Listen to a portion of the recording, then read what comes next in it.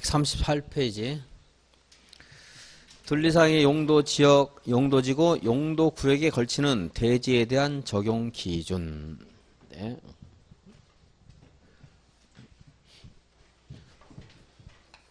이렇게 하나의 전체 토지가 농림지역이면서 뭐 상업지역 이렇게 될 수는 없습니다. 용도지역은 중복 지정이 안 돼요. 그런데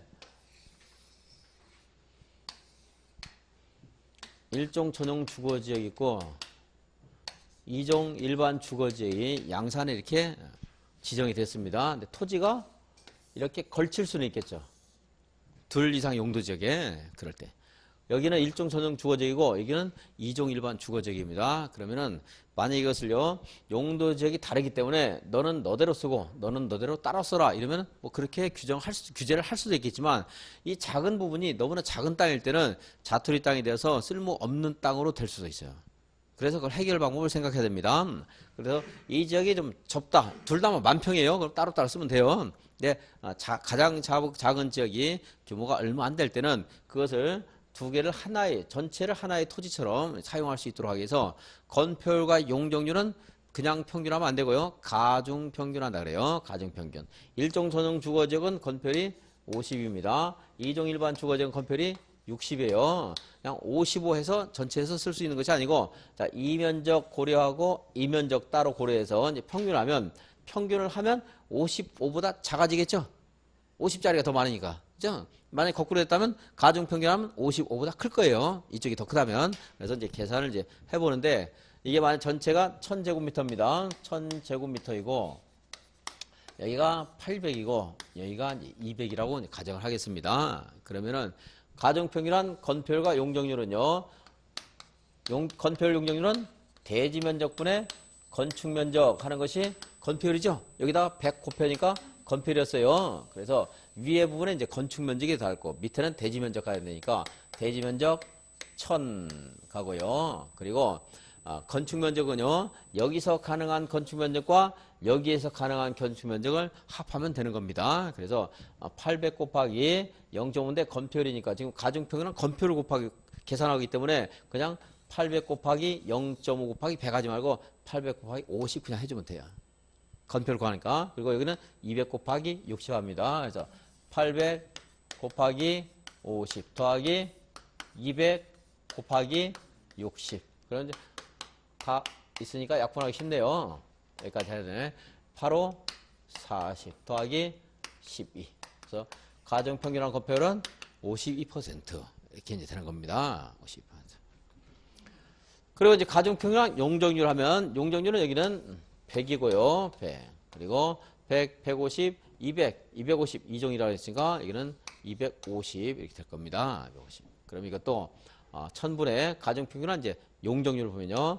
1000분의 800 곱하기 100 더하기 200 곱하기 250 약분할 수 있죠? 그리고 여기도 3개 때문에 여기는 얼마야? 80인가? 80 여기는 50 그래서 가중평균한 용적률은 130% 이렇게 이제 나올 수 있어요. 이제. 그래서 가중평균한 건폐율과 가중평균한 용적률을 구하고 그리고 행위자는 그럼 이걸 전체로 이제 한 덩어리를 쓸 수 있다는 겁니다. 자, 건폐율 아까 52였죠? 그러니까 520제곱미터를 이쪽에 이렇게 다 채울 수 있는 거예요. 만약에 따로 써라 이러면 여기 60, 여기 50 따로 써야 되죠? 근데 그렇지 않고 전체에서 520을 어디다 짓더라도 상관없습니다. 이쪽에 짓던 뭐 가운데 짓던 그게 뭐예요? 가중평균한 건폐율을 이 토지 전체에 적용을 한다는 거. 그 의미입니다. 가중평균한 용적률도 마찬가지고 근데 건폐율 용적률 이외의 행위자는 가장 넓은 대지가 속하는 용도 지역에 따릅니다. 그게 이제 통합해서 썼을 때 그냥 효율성이에요. 경제성. 그래서 근데 여기 넓은 지역이 어디예요? 일종 전용 주거지역. 그러면 일종 전용 주거지역은 아까 단독주택 일종건생 된다. 그리고 이종 일반 주거지역은 단독, 공동, 일종건생 플러스 교육, 노이자시설 플러스 종교시설 된다 했는데 여기에 이런 것들은 안 되는 거죠. 단독 일종 건설만 되는 거예요. 이제 같이 쓴다면 그래 되는 거죠. 만약에 거꾸로 돼 있으면요. 거꾸로 돼 있으면 여기 일종 전용 주거 지역 부분에도 종교시설 노유자 시설, 교육시설 이런 것들이 이제 같이 쓰여질 수 있다는 겁니다. 그렇지. 자, 건폐율과 용적률은 무엇에 따라요? 가중평균하고. 건폐율, 용적률 이외의 건축자는 무엇에 따른다? 여기 넓은 지역. 넓은 지역에 속하는 용도 지역에 따릅니다. 넓은 면적에 속하는 용도 지역에 따른다 하는 것이죠. 근데 만약에 이것이 여러분들 억울하면은 이거는 2종 일반 주거지역도 따로 쓰고 이쪽은 1종 전용 주거지역대로 따로 쓰고 이제 하는 것은 여러분 자유예요. 이제 같이 쓰고 싶으면 1종 전용 주거지역에 대한 의한 제한을 받게 됩니다. 그게 5번입니다. 5번 한번 볼게요. 5번에서 138페이지 5번에 양괄호 1번에 둘, 넷, 여섯 번째 줄 보시면 여섯 번째 줄 중간쯤에 가중평균 하는 말이 있어요. 가중평균. 가중평균. 그 밑에 바로 밑에 가장 넓은 면적 하는 말이 있습니다. 가장 넓은 면적. 자, 그럼 이제 그걸 가지고 강의 듣고 무슨 말인가 여러분들이 나중에 오늘은 모르더라도 다음 순환 때, 그 다음 순환 때 5월 달까지는 알아야 돼요. 이 말을 보면은 아 이게 무슨 말인가 하는 것을 이제 언제까지요? 5월 달까지만 아시면 돼요. 지금 다 알았다 그래도 이제 학원 안 나오시면 안 되고 그래도 나오셔서 계속 들으셔야 됩니다. 자, 하나의 대지가 둘 이상의 용도지역, 용도지구, 용도구역에 걸치는 경우로서 각 용도지역 등에 걸치는 부분 중 가장 작은 부분의 면적이 대통령령이 정하는 규모인 330제곱미터 이하일 때 건폐율 및 용적률은 각 부분이 전체 대지 면적에서 차지하는 면적을 고려해서 비율을 고려해서 가중평균한 값을 적용하고 건폐율 용적 외의 건축 제한에 관한 사항은 그 대지 중 가장 넓은 면적이 속하는 용도 지역에 관한 규정을 적용한다. 칠판에 설명드렸고 핵심 키워드 그리고 읽어드렸으니까 이건 이제 여러분들이 시험장에서는 가중평균 가장 넓은 할만만 딱 찾더라도 답을 찾는데 큰 지장 없을 겁니다. 그리고 가장 좁은 대지의 면적이 얼마 이하일 때 그랬어요? 330 이하일 때 그렇습니다. 그 면적 제한도 있습니다. 그리고 우리 부동산 공부에서 주로 이제 면적을 그 면적의 그 규모를 따질 때 좁다 넓다 할 때 보통 100평을 지정할 때가 많습니다. 100평 몇 제곱미터? 330제곱미터. 좀 이따 그래서 100평이 또 한 번 나와요. 그런데 지금 이렇게 넓은 지역에 따라서 건축물을 건축할 수 있다 이랬는데 넓은 지역인지 좁은 지역인지 따지지 않고 대지가 이렇게 걸쳐 있을 때요. 이것이 지금 좁죠? 좁은데도 불구하고 얘가 우선하는 경우가 있습니다. 그 우선하는 것은 고도지구 또는 방화지구. 전에는 미관지구도 있었는데 미관지구는 지금 없어졌어요. 그러니까 이제 없습니다. 지금 고도지구나 방화지구에 걸쳐 있을 때 그럴 때 지금 분명히 고도지구나 방화지구가 좁은데도 불구하고 이 건축물 전부가 고도지구에 따른 제한, 건축물 전부가 방화지구에 따른 제한을 이제 받는 겁니다. 이제 고도지구, 방화지구 우선이에요. 건폐율 용적률은 어차피 뭐 그에 따를 거예요. 근데 기타 고도지구는 건축물 높이를 제한하고 있죠. 높이 아까 뭘로 정한 높이를 초과하면 안 된다고요? 무엇을 정하는 거? 도시군 관리계획이 정하는 높이를 초과할 수 없다 그랬습니다. 그래서 만약에 고도지구에서요, 만약 50m 이렇게 규제하고 있어요. 그러면 여기에 이 부분만 50m 이하면 되는 것이 아니고 이 부분도 50m를 초과하면 안 되는 겁니다. 옆에서 봤을 때 이렇게 여기는 50m, 여기는 100m 이렇게 하면 안 된다는 거죠. 전체가 50m에 따른 제한을 받게 됩니다. 고도지구에서 건축물은 뭐 전체로서 일체성을 띠기 때문에 이렇게 한 부분만 100m 넘더라도 문제가 이제 발생할 수가 있습니다. 그리고 이제 방화지구에서는 건축법에서 가서 이제 공부를 간단히 보겠지만 방화지구는 이제 건축물은 주요 구조부라는 게 있습니다. 그 주요 구조부를 내화 구조로 써야 돼요. 내화 구조. 불이 났을 때 화재를 이제 단순히 타지 않는 게 아니고 그 안으로도 열이 전달되는 것을 좀 억제할 수 있는 그런 그 힘을 가진 것이 내화 구조로 씁니다. 내화 구조를 써야 되는데 여기만 내화 구조를 써가지고 모면할 수 있는 것이 아니고 이 전체가 내화 구조 이해야 된다는 겁니다. 자, 건축물이 방화지구가 아닌 부분에 걸쳐 있을 때 건축물 전부가 뭐에 따른 제한을 받게 돼요? 방화지구에 관한 그런 그 관련법 규정을 적용받게 됩니다. 그런데 이 중간 부분을 만약에 이 내화 구조를 하게 되면 이제 건축비도 많이 들겠죠. 그래서 이 중간 부분을 방화벽으로 차단을 했을 때는 그때는 이 부분만 방화지구에 제한을 받게 되고 나머지 부분은 방화지구에 따른 제한을 받지 않을 수가 있습니다. 방화벽까지 보셔야 돼요. 자, 두 가지 봤죠? 자, 원칙 1. 여기부터 원칙 1이요. 건폐율 용적률. 만약에 하나의 대지가 둘 이상의 용도지역에 걸쳐 있을 때는 건폐율 용적률은 가중평균하고 기타 건축자는 가장 넓은 면적에 속하는 용도지역에 따른다. 그런데 가장 넓은 면적이란 원칙을 밀어 제끼고 나타난 지구가 뭐예요? 고도지구, 방화지구. 얘네들은 넓던 좁도를 따지지 않고 건축물 전부가 방화지구나 고도지구에 따른 제한을 받습니다. 근데 방화지구의 경우에는 방화벽으로 구획을 한 경우에는 그런 제한을 각각 따로따로 이제 받게 됩니다. 이해했고, 그리고 이제 마지막으로 녹지지역 있습니다. 녹지지역. 여기는 둘 이상의 용도지역에 걸칠 때는 건폐율 용적률을 가중평균하고 그리고 건축제한을 가장 넓은 면적에 따른다 했는데 여기 녹지지역과 여기가 일종 전용 주거지역이라 이렇게 하겠습니다. 일종 전용 주거지역 건폐율 50이에요. 녹지지역은 건폐율 20입니다. 이렇게 따로따로 적용하는 것이 각 녹지지역이에요. 녹지지역과 다른 용도지역에 걸쳐 있을 때는 건폐율 용적률도 각각 따로따로 자기들한테 허용되는 것까지만 됩니다. 그리고 건축 제한도 각각 따로따로. 이 부분은 일종 전용 주거지역에서 허용되는 건축물, 이 부분은 녹지지역에서 허용되는 건축물 따로따로 건축을 해야 됩니다. 따로따로. 녹지지역은 여기 도시지역이죠. 녹지지역은 도시지역입니다. 도시지역이지만 개발을 못하게 하는 겁니다. 도시지역에도 이제 제가 그래서 비율을 숨통의 비율을 하는데 도시의 숨통이 녹지지역. 그래서 숨통을 막으면 안 돼요. 아까처럼 이렇게 통합 적용할 수 있다고 한다면은 얘네들을 통합 적용해요. 통합 적용해서 뭐 건폐율이 한 40몇 나오겠네요. 계산하면 40몇 나오면 그걸 이렇게 여기다가 다 이렇게 쓸 수도 있는 것이 이 원칙이었어요. 그렇죠? 다 쓰게 되면 어떻게 돼요? 녹지가 꽉 막혀버리죠.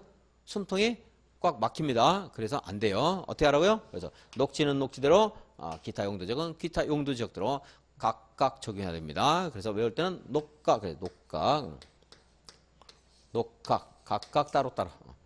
왜요? 도시의 숨통을 막으면 안 되니까. 근데 숨통을 막는 것을 조금만 막는 건 된다고 했습니다. 조금만 막는 거, 약간 조금 막는 거, 그 조금이 얼마라고요, 제가?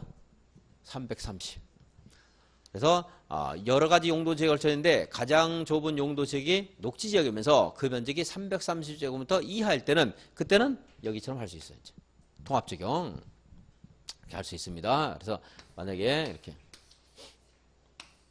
용도지역에 뭐 3개 걸쳐 있는데 녹지지역, 일종 일반 주거지역, 이거는 3종 일반 주거지역 이렇게 할 때는 얘가 제일 좁고 할 때는 뭐 아까 원칙대로 할 수 있어요. 근데 녹지지역이 제일 좁아요.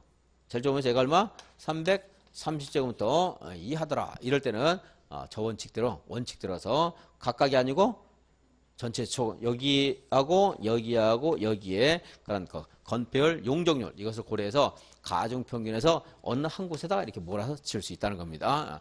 그냥 녹지지역을 여기가 한 가정에서 50제곱미터라고 한번 가정해 보겠습니다. 50제곱미터. 한 100으로 할까요? 100제곱미터. 100제곱미터면 상당히 뭐 쓸만한 가치가 있는 땅인데도 불구하고 아까 각각 따로따로 해라 그랬어요. 이걸 고집하게 되면 여기는 20제곱미터짜리. 여기는 따로 이제 해야 됩니다. 20제곱미터면서 여기에서 허용되는 건축물을 지을 수 있는 게 아니고 여기에서만 가능한 건축물을 지어야 돼요. 20제곱미터짜리 너무나 쓸모없는 그런 건축물이 될 수 있겠죠. 그래서 여기는 포기라고 이것만 쓸 가능성이 있습니다. 그래서 100제곱미터라는 유용한 토지가 대한민국에서 상실되는 거나 마찬가지예요. 너무 고집하게 되면. 그래서 녹지지역이 330 이하 할 때는 아까처럼 가중평균하고 또 허용되는 건축물이죠. 녹지에서 허용되는 게 아니고 여기 주거지에 허용되는 것을 이 부분에 같이 이렇게 지을 수가 있도록 한 겁니다. 이 내용이 하나 들어가서 좀 양이 좀 많아졌어요. 다시 이제 처음에 맨 처음에 본 거 보겠습니다. 330 보셨고, 근데 도로변에 띠 모양으로 지정된 상업지역에 걸쳐 있는 토지는 660을 말한다 하는데 이 숫자도 뭐 숫자를 지금 외우시라는 게 아니고 띠 모양의 상업지역이 무엇인가는 좀 봐야 됩니다. 그래서 양산에 이제 물금은 새로 신도시가 건설됐죠, 그게. 그러다 보면 양산 이쪽이 이제 구도시고 여기가 이제 물금 쪽이라고 하죠. 여기는 상업지역이 이렇게 커다랗게 방사선 형태로 퍼져 있는 상업지역이 많아요, 이런 곳에. 그런 곳은 토지가 넓더라도 하나의 용도지역에 상업지역 이런 걸치는 건 있겠죠. 걸치는 거 있을 수가 있는데 이런 경우는 많지가 않습니다. 그런데 새롭게 건설되는 신도시는 도를 주변으로 해서 자연스럽게 상업적이 형성되는 게 아니고 그냥 도시군 관리기구로 획일적으로 이렇게 여기를 상업적 이렇게 할 수가 있어요. 그러니까 도로 주변으로 길게 늘어선 상업적이다 해서 도로변을 중심으로 한 띠 모양의 상업적 이렇게 말해요. 천군 백군 띠 우리가 들으듯이 띠 모양 상업적. 그래서 여기에 있는 얘가 있으니까 헷갈리네. 여기가 이 부분이 상업적이죠. 그러다 보니까 이곳은 여기 또 이제 그 주변은 주거지역 이렇게 정해주겠죠. 이렇게 토지를 가지고 있는 사람 개인의 토지 필지를 따라서 정해주는 않을 테니까 여러분 땅을 가지고 있을 때 이렇게 걸치는 경우가 많아요. 그래서 이제 띠 모양 상업적에서는. 근데 상업적에서 건축물을 건축할 때는 좀 커다란 대형 건축물을 건축할 필요성이 많아지죠. 그래서 여기에서는 이 좁은 지역이 330제곱미터일 때 통합 적용하는 것이 아니고 660제곱미터 이하일 때도 통합 적용시킬 수 있다는 거예요. 그러니까 원칙은 여기서 보면 원래는 만약에 이렇게 걸쳐 있는데 이 부분이 500이다. 이 부분이 600이다. 이러면 따로 써야 돼요. 가장 좁은 면적이 330 이하일 때 아까 같이 쓸 수 있다는 거예요. 근데 띠 모양 상업적에서는 그러한 경우들이 많다 보니까 그러면 쪼개지면 건축물 상가 건물 짓는데 너무나 애로사항이 많아요. 그래서 띠 모양 상업적에서는 좁은 면적이 660제곱미터 이하일 때도 같이 통합 적용할 수 있다는 겁니다. 그래서 이렇게 걸쳐 있어도 여기 있는 주택 부분에 있는 건축물이 아니고 이렇게 있다면요. 여기다가까지 이 전체에다가 이 주거지역인데 이 전체에다가 상가 건물 건축할 수 있도록 그렇게 이제 한 겁니다. 이제 띠 모양의 상업지역 하는 데서는 면적이 좀 넓어지는구나. 그렇게 이제 아시면 되고. 다음에 이제 2번 지금 본 가장 기본적인 원칙에도 불구하고 건축물이 어디에 걸쳐 있어요? 고도지구에 걸친 경우 건축물 및 대지 전부에 대해서 고도지구의 건축물 및 대지에 관한 규정을 적용한다. 자, 고도지구 보시면 되고요. 고도지구는 전부 고도지구에 관한 규정을 적용한다. 다음 페이지 무슨 지구 나와요 이제? 방화지구 나오겠죠? 방화지구. 하나의 건축물이 방화지구와 그 밖의 용도지역, 용도지구, 용도구역에 걸쳐 있는 경우에는 지금 위에서 본 외가로 1번, 외가로 2번에도 불구하고 외가로 2번은 양가로 2번은 뭐 볼 필요가 없는 건데 양가로 1번에도 불구하고 전부에 대해서 방화지구의 건축물에 관한 규정을 적용한다. 전부 방화지구. 다만 무슨 벽이 있어요? 방화벽이 있죠? 자, 방화벽에 의해서 구획이 된 경우에는 방화지구 외의 용도 지역 등에 있는 건축물 부분은 방화지구에 관한 규정을 적용하지 아니한다까지 보셔야 되겠고. 자, 대지가 녹지지역에 걸치는 경우 하나의 대지가 녹지지역과 그 밖의 용도지역, 용도지구 또는 용도구역에 걸쳐 있는 경우 네, 그때는 세 번째 줄 끝에 지금 본 통합 적용한다는 규정에도 불구하고 각각의 용도지역, 용도지구, 용도구역의 건축물 및 토지에 관한 규정을 적용한다. 각각 그랬어요. 녹각. 다만 녹지지역의 건축물이 고도지구, 방화지구 등에 걸쳐 있을 때는 각각 하면 되고 다시 또 이 녹지지역의 건축물도 어떻게 해야 돼요? 도시군 관리계획이 정하는 고도지구의 높이를 초과하는 건축물을 건축할 수 없고 또 녹지지역의 건축물이라 하더라도 방화지구에 관한 규정에 따라 건축물을 건축해야 된다는 겁니다. 자, 고도지구, 방화지구. 그러니까 녹각이 원칙이지만 고도지구, 방화지구에 걸쳐 있을 때는 고도지구, 방화지구에 따른 제한을 받고 그리고 이제 다시 그 녹지역에서 괄호해 보시면 녹지지역에서 두 번째 괄호 규모가 가장 작은 부분이 녹지지역으로서 해당 녹지지역이 330제곱미터 이하인 경우에는 제외한다. 이 제외한다는 것은 다시 원칙으로 돌아간다는 거예요. 이제 통합 적용한다는 거. 이 지금 공부한 것은 건축법에 똑같은 내용이 거의 똑같은 말이 또 나옵니다. 나중에 이제 공부를 하겠는데 나중에 한 5월쯤에 하면요 막 똑같다 이렇게 하고 정리할 거예요. 내용이 달라요. 다르기는. 근데 여기 있는 걸 잘 정리하시면은 건축법에서 문제가 나오더라도 찾을 수 있습니다. 그러니까 여기가 좀 더 복잡합니다. 자, 다시 한번 정리하면요 복잡한데 원래는 제1원칙이 뭐예요? 여기 있네요. 제1원칙 건폐율 용적률은 가중평균한다. 기타 건축 제한은 가장 넓은 면적이 속하는 용도지역에 따른다. 이제 아실 수 있죠? 그리고 그 다음에 여기를 벗어나는 것이 뭐가 있죠? 두 가지가 있는데 고도지구, 방화지구가 있고 녹지지역 있죠? 자, 고도지구, 방화지구는 지네들이 우선합니다. 녹지지역은 근데 가중평균하거나 하는 게 아니고 각각의 규정에 따라서 따로따로 적용합니다. 근데 녹지지역도 각각을 벗어날 수 없는 것이 이제 두 가지가 있는데 하나는 고도지구, 방화지에 걸칠 때 또 녹지지역의 면적이 100평 이하일 때는 또 원래 원칙대로 다시 돌아간다고 했습니다.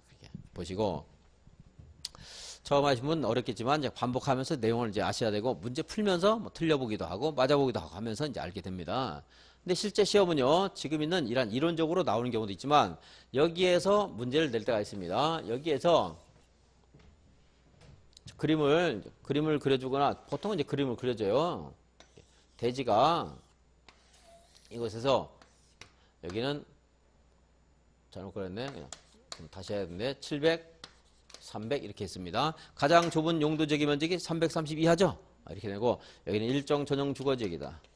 여기는 3종 일반 이종을 하죠. 2종 일반 주거지역이다. 이렇게 하면서 여기에서 허용되는 가중평균한 용적률을 구하세요 그러지 않고 여기에서 허용되는 최대 건축 면적이 얼마입니까? 또는 최대 건축 연면적이 얼마입니까? 이렇게 물어볼 수가 있어요. 그럼 건축 면적을 구할 때는요, 공식이라고 생각하지 마시고 여기에서 원래 허용된 건축 면적이 있죠. 또 여기에서 원래 허용되는 건축 면적이 있겠죠. 그거 구해서 더해주는 거예요. 그냥 단순히 그것만 여러분들이 잘 생각하시면 어렵지 않아요. 그렇죠? 자, 700제곱미터고 300이다. 따로따로 생각하시면 돼요. 일종 전용 주거지역은 시험에서는 건폐율이 50%다. 이렇게 알려줘요. 시험에서. 우리가 저거 공부한 거 있는데 저걸 물어볼 때는 저거 따로 물어보고 이거 물어볼 때는 건폐율 얼마가 용적률 얼마가 알려줍니다. 그럼 여기에서 700제곱미터인데 50%면 얼마까지 건축 면적이 가능해요? 700 곱하기 0.5. 그죠? 0.5 곱해줘야 되는 거죠? 여기 350제곱미터가 가능합니다. 그 다음에 여기 건축 면적 여기 얼마였죠? 300이었죠? 300 곱하기 60%니까 0.6, 180제곱미터. 그러면 530제곱미터. 그 530제곱미터를 뭐 이쪽에다 쓰든 이쪽에다 쓰든 알아서 하라는 겁니다. 그게 가중평균한 건폐율 이 말이에요. 계산할 수 있겠죠? 아무리 계산 싫어도 이건 하셔야 돼요. 이건 아주 자주 나오는 거고 어려운 거 아니니까. 다음에 이제 가능한 건축 연면적을 물어보게 돼요. 이건 건축 면적 그냥 건폐율과 관련된 건축 면적이 있고 위로 얼마나 쌓아 올릴 수 있는가 하는 것이 건축 연면적인데 건축 연면적 물어봅니다. 그때도 여기 알려줘요. 해당 지방자치단체 조례에 의하면 일종 전용 주거지역의 용적률은 100이고 2종 일반 주거지역의 건폐율은 200이다, 250이다 이렇게 알려줘요. 시험에서. 그래서 이걸 알려주면 물론 이거보다 다른 숫자를 주는 경우도 혹시 있을 수 있는데 보통은 저기에서 우리가 공부한 숫자 가지고 내요. 시험에서. 그보다 낮은 거 있을 수 있죠. 80이다, 200이다 이렇게 할 수도 있죠. 자치단체 조례에 따라서는 다를 수 있으니까. 근데 헷갈릴 수 있기 때문에 그냥 이걸 줍니다. 보통 우리가 공부한 거.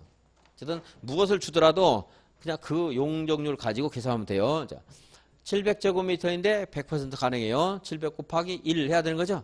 그럼 여기에서 가능한 건축 연면적이 본래 700. 300 곱하기 2.5 해야 되겠죠. 250%니까. 그럼 여기는 750 합하면은 1450제곱미터의 건축 연면적의 건축물을 건축할 수 있는 거예요. 이쪽에다가. 얘와 얘를 합해서 뭐 어느 부분에 짓더라도 이쪽에 몰아지든 이쪽에 몰아지든 그것은 이제 알아서 하라는 겁니다. 그게 하나의 대지가 둘 이상의 용도 지역에 걸쳐 있을 때 그런 해결 방법입니다. 그리고 이거 손을 내가 나눈 것도 아니잖아요. 그죠? 내 땅이 있었는데 지자체에서 지네들 필요에 따라서 이렇게 둘러 나눴기 때문에 통합해서 사용할 수 있도록 뭔가 규정을 둬야 되겠죠? 그 규정이 지금 공부한 그 규정이에요. 이렇게 해서 이제 하면 됩니다. 건축 연면적을 물어보거나 이제 건축 면적을 물어보는 때가 이제 많습니다. 139페이지 기본 진도가 끝나서 139페이지는 문제는 3월에 풀어드리겠는데 관련 문제가 있으니까 한번 보겠습니다. 풀어보자. 남은 시간. 1번 용도 지역에 관한 설명으로 틀린 것은 도시적의 축소에 따른 용도 지역의 변경을 도시군 관리 계획으로 위반하는 경우에는 주민 및 지방의회 의견 청취 절차를 생략할 수 있다.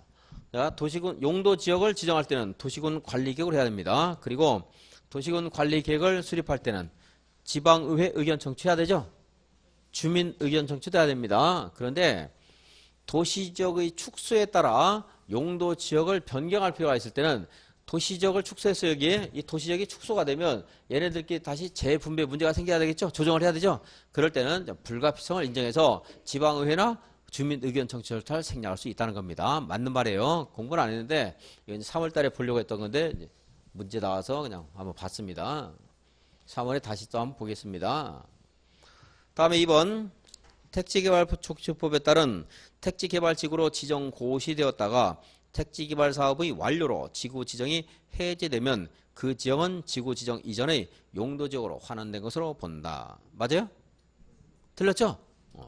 택지개발지구로 지정되면 도시적으로 지정된 것으로 보죠. 네, 그리고 택지개발지구 지정이 해제가 되면 과거 용도지역으로 환원되지만 언제는 제외한다고 했죠? 사업 완료로 지구 지정이 해제가 되면 당연히 도시적으로 그대로 존치해서 거기서 각종 개발 행위를 할 수 있어야 되겠죠. 그게 본래 처음에 의지했던 목적이고. 3번 관리지역에서 농지법에 따라 농업진흥지역으로 지정 고시된 지역은 국토계획법에 따른 농림지역으로 결정 고시된 것으로 본다. 뭐야? 틀린 거 찾는 거죠? 맞죠? 농지법에서 농업진흥지역으로 관리지역에서 농업진흥지역으로 지정 고시되면 농림지역으로 본다. 용도지역을 다시 세부 용도지역으로 나누어 지정하려면 도시군 관리기구로 결정해야 한다. 맞죠?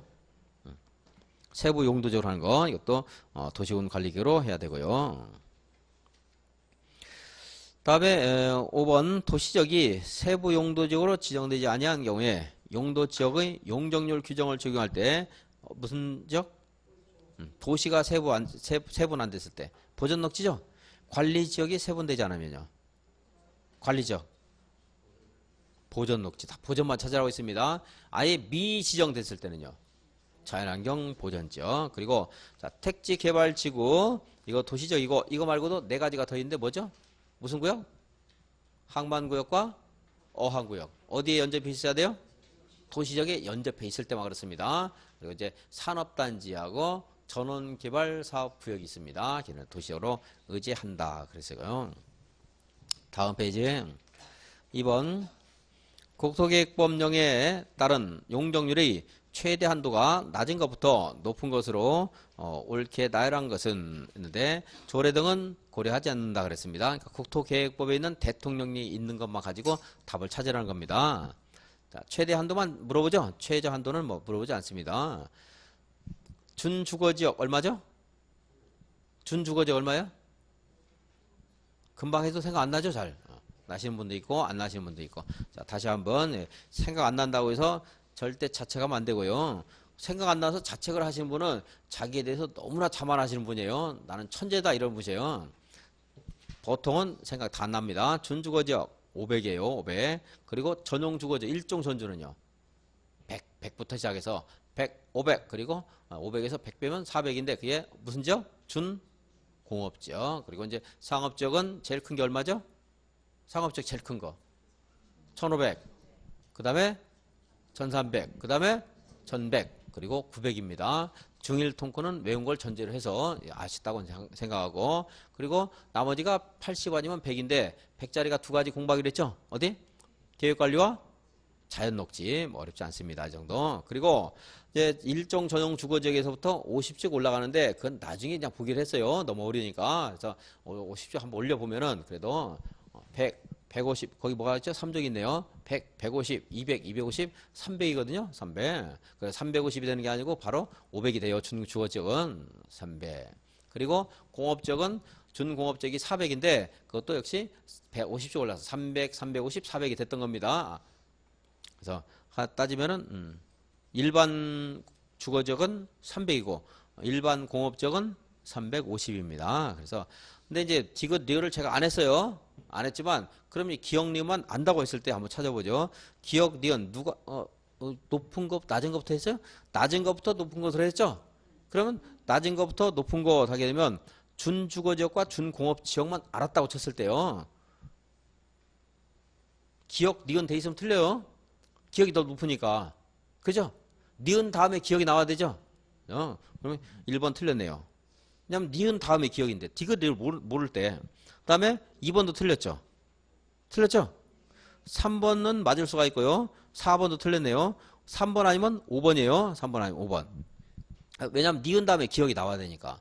근데 준주거지역, 니은은 준공업지역이고 디귿은 일반 공업적인데 제가 준공업적 하는 것은 보태 공업 기능에 상업 기능이 가미될 수 있다 그랬죠. 그러니까 좀 용법도 다양하고 용적률도 많이 줘야 될 거예요. 그렇게만 해도 답이 5번이 나올 수 있어요. 이제 물론 시험장에서 이렇게 다 논리적으로 할 수 없겠지만 어쨌든 3번, 5번 정도까지는 찾을 수 있을 거예요. 그렇죠? 답은 50%인데 나중에 50씩 늘어나는 것도 나중에 한번 보면은 충분히 찾을 수가 있습니다. 그리고 몰라도 좀 전에 말한 것처럼 제가 이제 그래서 준공업 지역이 무엇인가 할 때 자꾸 말씀드릴 때 자꾸 들어야 되는 거지 거기에 국한해서 필기를 하고 있으면 안 된다는 거예요. 그러다 보면 준공업 지역의 성격도 알고 일반 공업 지역 성격을 가지고 좀 곰곰이 생각해보면 준공업 지역이 사무실도 있어야 되고 업무 기능, 상업 기능이 있을 수 있다. 이런 것들을 자꾸 말씀드렸기 때문에 찾을 수도 있는 거죠. 3번 용도지역, 용도지구, 용도구역에 관한 설명으로 틀린 것은 국토교통부 장관이 용도지역을 지정하는 경우에는 도시군 관리기구로 결정한다. 맞네요. 용도지역은 누가 하든 도시군 관리기구로 합니다. 2번 시도지사는 도시자연공원구역의 변경을 도시군 관리기구로 결정할 수 있다. 시도지사 할 수 있죠. 대도시장도 할 수 있고요. 3번 시도지사는 법률이 정하고 있는 용도지구 외에 새로운 용도지구를 신설할 수 없다. 할 수 있어요, 없어요? 있죠? 뭘로 하는 거예요?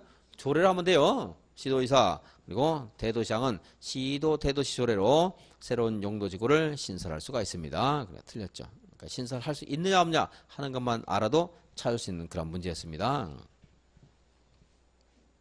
다음에 집단 취락지구는 개발 제한구역 안에 있는 취락을 정비하기 위해서 필요한 지구를 말한다. 맞죠? 계집. 자연 취락지구는 녹관농자. 그다음에 방제지구의 지정을 도시군 관리기구로 결정하는 경우에 도시군 관리기구 내용에는 해당 방제지구에 재해 저감 대책을 포함해야 된다. 그리고 이 방제지구 지정해야 되는 의무가 있는 곳은 연안침식 관리구역과 10년에 몇 회 이상? 2회 이상 재해가 발생한 곳으로서 또다시 재해가 발생했을 때 커다란 피해가 예상되는 지역 하는 곳에 지정을 해야 됩니다. 4번이 좀 전에 말씀드린 그 문제네요. 조성된 1000제곱미터의 대지가 그중 700은 2종 일반 주거지역에 나머지는 1종 일반 주거지역에 걸쳐 있을 때 이 대지에 건축할 수 있는 건축물의 최대 연면적은 얼마이냐. 말은 길지만요. 간단해요. 건축 연면적 물어보면 뭐하고 관련돼야 돼요? 무슨 율? 용적률, 용적률. 그리고 그 용적률만 혹시 시험에서 전에 이렇게 지문에 지금 문제 이렇게 나왔죠? 1종 일반 주거지역 그리고 2종 일반 여기 얼마 걸쳐 있다고요? 1종 일반 주거지역에 700. 그랬어요? 2종에 700이죠? 700이 어디에? 2종에. 뭔지 안 쓸게요. 그냥 이거만 연결만 잘하면 되니까 나머지는 1종 그랬어요. 나머지는 300이네요. 그죠? 그러면서 이제 여기에다가 2종 일반 주거지역의 용적률과 1종 일반 주거지역의 용적률을 알려줍니다. 얘만 연결만 잘하면 돼요. 머릿속으로 2종 일반 주거지역 용적률 생각하시면 안 돼요. 여기서 공부한 건 달리 나올 수도 있습니다. 새로 알려줄 수가 있어요. 그런데 전에 시험에서 한번 이렇게 나온 적 있어요. 여기다가 2종, 1종 해놓고 1종 일반 주거지역의 용적률, 2종 일반 주거지역의 용적률 해가지고 이 순서를 바꿔서 낸 적도 있어요. 이제. 관찰력이 뛰어나는데 그건 뭐 실수라고 보여져요. 그렇게 문제되는 것은 어이가 없는 거죠. 이거 순서대로 2종은 얼마, 1종은 얼마 이렇게 알려줄 거예요. 그래도 혹시 모르니까 바뀌었는가 그것만 확인하세요. 자, 2종 얼마라고 있어요? 용적률이? 2종과 1종은 여기는 2종은 150, 1종은 100 그랬죠? 알려줬습니다. 혹시 좀 다르게 해놓고 있네요. 우리가 공부한 것과 다르게. 그러면은 자 여기다가 700 곱하기 얼마 곱하면 돼요? 150 하지 말고 얼마 곱해야 돼요? 1.5를 곱해야 1.5. 150%는 1.5잖아 이게. 왜 150 곱해서 100도 나누게요? 물론 여기서 이렇게 7로 여기서 나눠도 돼요. 이거를 7 곱하기 150 해도 돼요. 그러니까 100은 약분을 해야 되니까 어차피 건폐율이니까. 그리고 여기는 300 곱하기 100 그러지 말고 300 곱하기 1 하면 되겠죠? 그러면 여기 300 곱하기 1 하면 여기는 300.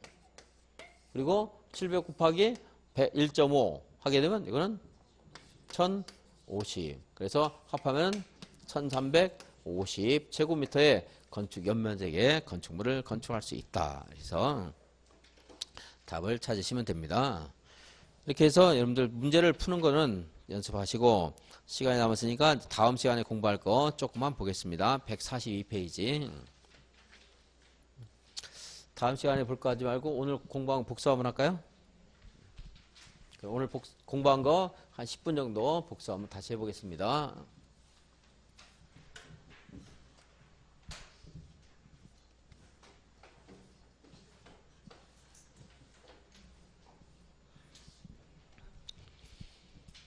오늘 용도, 지구,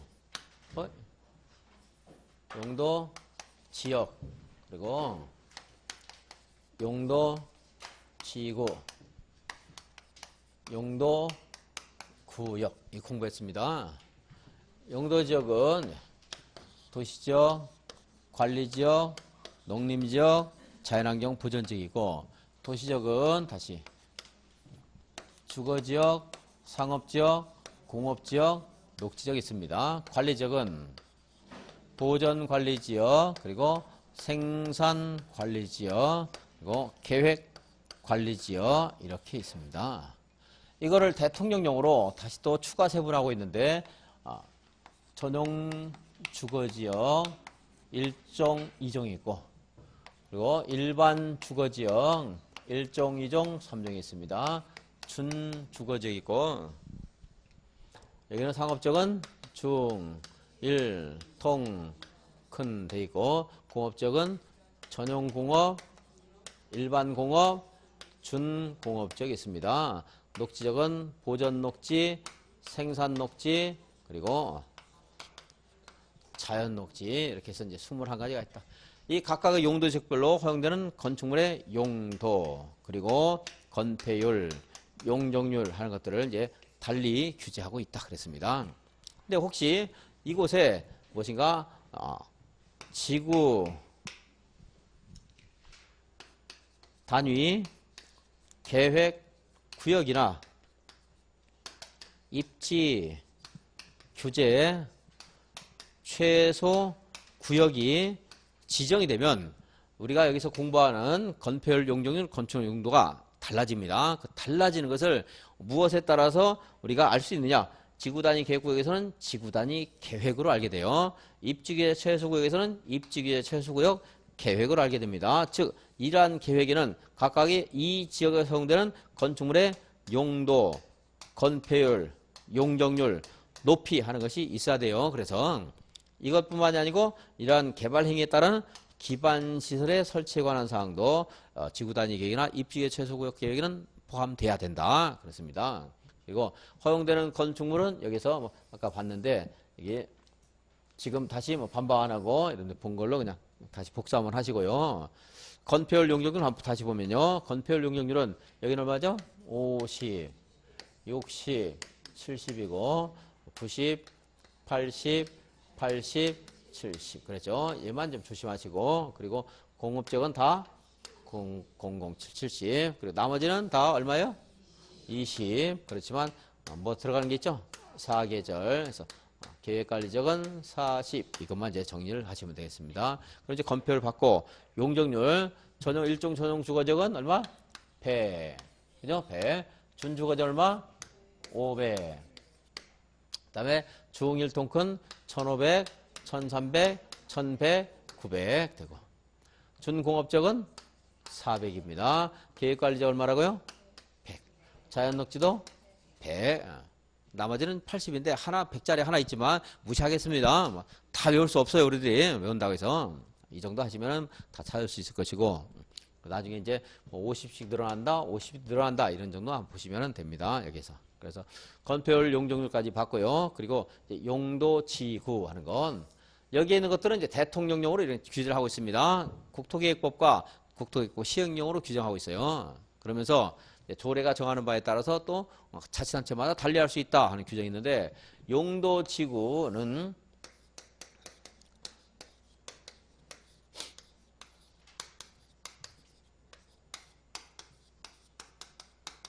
아홉 가지가 있는데 경관지구 하는 것을 또 특자시 해가지고 세 개로 나눠요. 특자시 제가 세종특별자치시를 줄여서 특자시 그러기도 하는데 특화경관, 자연경관, 시가지경관 그렇습니다. 방제지구에도 자연방제, 시가지방제 똑같은 말 하나 쓰는 게 있어요. 고도지구는 이제 도시군 관리계획 조례를 정하는 높이를 초과할 수 없다 하는 말이 있고 최저고도는 없어졌습니다. 보호지구는 너무 기니까 나중에 계속 보면서 할 건데 안 쓰겠습니다. 너무 신경 쓸까봐. 역사문화 환경, 중요시설물, 생태계 보호지구가 있고요. 취락지구는 자연취락지구와 집단취락지구가 있습니다. 어디 적용되는가? 녹관농자에 지정된다. 여기는요. 개발제한구역에 지정된다 하는 것만 잘 기억을 해주시면 되겠고, 그리고 개발진흥지구도 5가지가 있습니다. 주거개발, 산업유통, 관광휴양, 그리고 특정개발진흥지구와 복합개발진흥지구가 있습니다. 특정 용도 제한지구가 있고 복합용도지구, 여기는 여기 지정된다고 했죠. 일반주거, 일반공업, 계획관리지역에 복합용도지구가 지정될 수 있습니다. 이러한 용도지구가 지정이 되면 그곳의 행위자는 여기에 있는 것과 다른 행위자는 있을 수 있다는 건데, 그 다른 행위자니 건축 제한, 건폐율 제한, 용적률 제한이 있을 수가 있어요. 근데 대체적으로 이제 건축 제한을 좀 많이 합니다. 건축물. 용적률, 건폐율보다는 뭐 자연취락지구 이런 것들은 용적률, 건폐율을 60으로 늘려주기도 하지만 여기는 이제 보통은 이제 건축물에 대한 규제가 많은데 그 제한을 조례로 합니다. 조례로. 왜요? 이걸로 건축 제한 하고. 조례로 또 하는 것이 여기에 있는 용도지구의 내용을 추가로 세분할 수 있고, 그리고 작년 문제 나왔었죠. 신설할 수 있는데 못한다 해가지고 틀린 물로 나온 적이 있었는데 신설할 수 있고, 조례로 할 수 있고. 그런데 행위제한을 조례로 하는 게 아니고 고도지구는 도시군 관리 계획으로 한다. 그리고 취락지구, 집단 취락지구는 이거 개발 제한법에 따라서 제한한다 하는 거. 이거 말고도 조례가 아닌 것에서 제한하는 것이 2가지 좀 볼 게 있지만 너무 복잡하기 때문에 이 정도만 이제 정리를 하도록 그렇게 하겠습니다. 그리고 여기에 이제 방제지구라는 것이 있는데, 방제지구를 지정할 때는 이제 재해 저감 대책을 도시군 관리구역으로 포함을 시켜야 되고요. 그리고 연안 침식 관리구역이나 10년에 2회 이상 자연재해가 발생한 곳에 방제지구를 지정해야 될 그런 의무가 발생할 수 있다. 그 내용도 좀 봐주시면 되겠습니다. 용도지구 받고, 용도구역은 개, 도, 시, 수, 입이 있는데 이건 국장만 결정할 수 있습니다. 얘는 국장만 하는 게 아니고 시도지사, 대도시장 할 수 있습니다. 이거 시도지사, 대도시장이 해요. 국가기획 관련되면 국장이 할 수 있습니다. 그러니까 얘하고 얘는 같다고 보셔도 상관없어요. 사실은 얘도 같지만, 죄송합니다. 얘는 이제 대도시가 들어가니까 다르네요. 얘하고 얘는 이제 같다. 얘하고 얘가 사실은 같다고 볼 수 있는데, 근데 이걸 물어보진 않을 거예요. 근데 물어난 얘를 물어볼 가능성이 많습니다. 자, 국장, 시도지사, 대도시장. 이게 들어갈 수 있다는 거 기억하시고, 얘는 시도지사라는 거. 자, 다른 거 다 하면 헷갈리니까 이건 빼겠습니다. 일단 국장이고, 이게 시도지사, 시가화 조정구역. 이 시가화 조정구역은 시가화를 방지한다 하는 거, 개발을 제한한다 하는 말에서 찾으시면 되고, 그리고 유보기간이 5년에서 몇 년? 20년. 유보기간 끝난 다음 날 효력 상실한다는 거, 그것도 아셔야 되겠고요. 이 유보기간은 도시군 관리계획으로 정해줍니다. 그리고 입지기 최소구역은 지정할 수 있는 후보지역이 세일 있었어요. 세일. 3개 이상의 노선이 교차하는 대중교통의 결절지로부터 얼마? 1km 이내 위치한 지역. 그렇습니다. 거기에 입지기재 최소구역을 정할 수 있고, 입지기재 최소구역을 정하면 그 구역 계획에는 용건, 용이, 기반시설에 관한 사항이 포함되어야 된다 하는 것들도 이제 같이 보시면 되겠네요. 얘가 제일 중요하지만, 역시 여전히 작년에 나왔지만 여전히 얘가 제일 중요합니다. 근데 얘도 좀 한 번쯤은 나올 수 있지 않을까? 없기 전에 싶기도 하네요. 용도지역을 지정하려면 도시군 관리구역으로 해야 되는데 자동으로 결정되는 게 있는데, 매립구역과 그냥 도시지역으로 의제되는 거, 농림지역으로 의제되는 게 있습니다. 매립을 한 목적이, 매립한 목적이 이웃하고 있는 토지 용도지역과 성격이 같을 때만 자동 결정, 다를 때는 자동 결정 안 돼요. 다르다는 것은 둘 이상의 용도지역에 걸치는 것도 다르다고 볼 수 있죠. 그럴 때도 자동 결정 안 됩니다. 완전히 다른 것뿐만 아니라 둘 이상에 걸쳐 있을 때도 다르다는 건 도시군 관리를 해야 됩니다. 도시적 의제되는 것이 5가지가 있었는데, 항만구역, 어항구역, 산업단지, 택지개발지구, 그리고 전원개발사업구역입니다. 항만구역, 어항구역은 요건이 하나 더 있어야 되는데 어디에 연접해 있어야 돼요? 도시지역에 연접해 있을 때 도시적으로 의제한다는 것. 자, 이러한 구역 지정이 해제가 되면 과거 용도적으로 환원된다. 그렇죠? 환원. 그런데 사업 완료로 인한 경우에는 환원되지 않는다고 했습니다. 환원되기 전에 여기서 공사나 사업에 착수한 자는 환원에도 불구하고 계속 공사나 사업을 진행할 수 있다 그랬습니다. 농림지역 의제는요. 관리지역에서 농업진흥지역이 지정되면 농림지역 의제. 근데 관리지역에서 보전산지로 지정이 되면 농림지역이 될 수도 있고 또는 자연환경 보전지역이 될 수도 있다. 그래서 이거는 조심하셔야 되겠고, 그리고 마지막에 공부한 것이 미지정 미세번 안 했나? 미지정. 그러니까 이렇게 용도지역이 자동 결정되는 것도 있고 도시군 관리국으로 결정할 때가 있습니다. 아예 이처럼 지정되지 않은 곳은 개발을 못하는 게 아니고 자연환경 보전지역에 따라서 개발할 수 있고, 도시지역으로는 의제가 되는데 세분하지 않았을 때는 보전녹지의 규정에 따라 개발할 수 있고, 관리지역인데 세분되지 않으면 보전관리지역에 따라 개발할 수 있다 그랬습니다. 그리고 이제 마지막으로 경합이죠. 용도지 경합. 이렇게. 대지가 둘 이상의 용도지 걸쳐 있을 때 제1원칙 건폐율과 용적률은 가중평균한다. 가중평균. 그리고 기타 행위자는 가장 넓은 면적에 속하는 용도지역의 용법에 따르면 된다. 이런 말들이 바로 안 떠오르면 다시 또 다음 순환에 들으면서 떠오르고, 그리고 5월 달에 이제 무슨 말인가 제가 가장 넓은 가중평균 할 때 그 말이 저 말이구나 알 수 있으면 됩니다. 근데 실제 이제 문제에서는 이렇게 이론적인 것보다 여기 그림을 그려주고 가능한 건축 연면적이 얼마입니까? 우리 책에 조금 전에 연습 문제 한번 풀었었죠? 그걸 이제 계산 문제를 물어볼 때가 더 많습니다.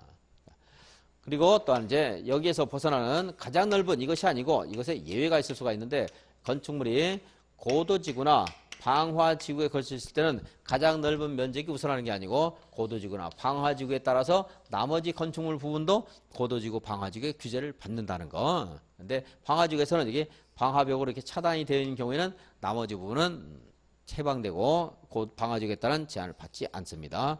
또다시 또 다른 예외가 있는데, 건축물이 대지가, 이건 뭐 대지만 그래도 돼요. 대지나 건축물이 대지가 둘 이상의 용도지에 걸쳐 있는데 그 중에 하나 부분이 무엇일 때 녹지지역일 때는 녹각이 적용된다. 그래서 건축물과 건축물 부분도 그렇고 대지 부분도 그렇고 다 녹지지역은 녹지지역 따로, 그리고 녹지지역이 아닌 곳은 따로따로 합니다. 그래서 그림도 제가 이렇게 그리면 안 되겠네요. 20%밖에 안 돼요. 이게 따로. 그래서 각각 따로따로 적용된다. 여기 가중평균 가장 넓은이 아니고 따로따로 적용된다. 근데 녹지적 부분이 가장 좁은 용도 지역인데 이것이 330제곱미터 이하일 때는 그때는 녹지적도 이웃한 용도 지역에 포함시켜서 개발할 수 있도록 하기 위해서 원래 원칙대로 건폐율 용적률 가중평균하고 가장 넓은 면적에 속하는 용도 지역에 따라 녹지적도 개발할 수 있는 개발 가능성이 올해 새로 이제 제도가 도입됐습니다. 그리고 그다음에 이제 녹지적이라 하더라도 또 이게 이렇게 이 부분이 고도지구나 방화지구에 걸쳐 있을 때는 이 녹지적에 있는 건축물 부분도 어떻게 해야 돼요? 고도지구나 방화지구에 따른 규제를 또 다시 받게 된다는 거, 그건 이제 아시고, 여기에 330제곱미터 이하일 때 이것이 통합 적용될 수 있는데, 띠 모양의 상업지역의 경우에는 그 지역의 특수한 사정을 고려해서 660제곱미터 이하일 때까지 가중평균하거나 가장 넓은 면적에 따른 건축을 할 수 있다 하는 것까지 이제 봤습니다. 오늘은 그럼 여기까지 하고 다음 시간에 용기지 도중에 이제 기지 공부를 하겠습니다. 수고하셨습니다.